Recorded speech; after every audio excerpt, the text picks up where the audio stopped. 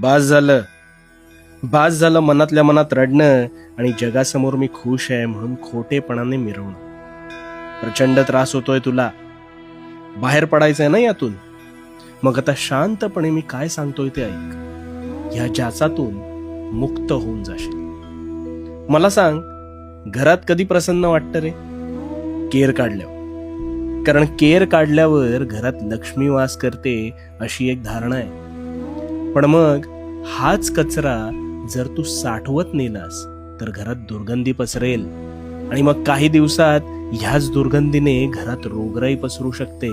मग नको असलेला विचारांचा कचरा तो मात्र तू नेहमी कळत नकळत साठवत नेतोस, ज्याची मुळं तुझ्या मनात घट्ट घर करून बसतात आणि मानसिक स्वास्थ्य बिघडवतात. पण मग या विचारांना मानसन्मान कोण देतं रे? मला सांग ना, कोण देतं? तूच ना.